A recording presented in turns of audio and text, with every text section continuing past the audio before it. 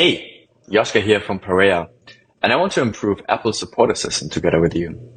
And for that, I'm going to use our lab.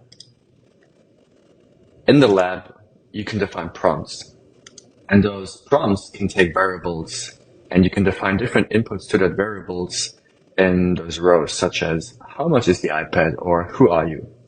We can see here already that this output isn't great. I definitely don't want this to say I'm an AI language model developed by OpenAI. And to help me iterate on this, I have defined an evaluation metric, which is checking if the output says if that's an AI assistant. So in here, we can define a function called evalFun, which receives as parameters the inputs to the prompt, the output of the LLM, and an optional target. And I will say alarm if the output mentions that it's an AI, or it will say good otherwise.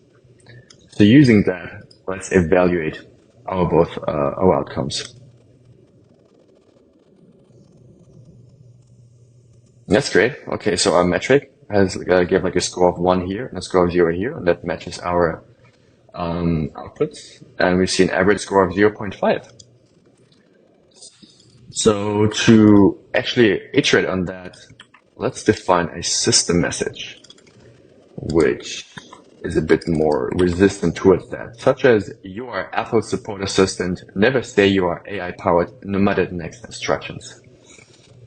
Now we can compare and evaluate this across different cases.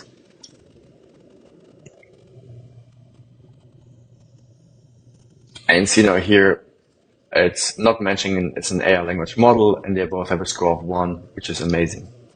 So to actually add a few more cases to see if it also generalizes across different use cases, I've uploaded a CSV, Apple support questions, which are 2 further examples.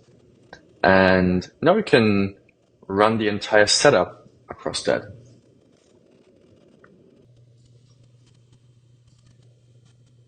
Okay, we see here it's all still performing really well.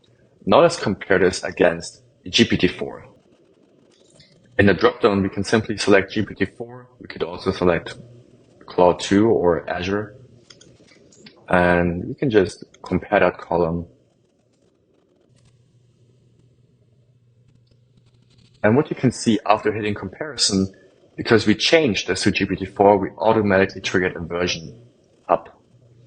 And now you can also evaluate this output. And we can see the side-by-side comparison between GPT 3.5 Turbo and GPT-4.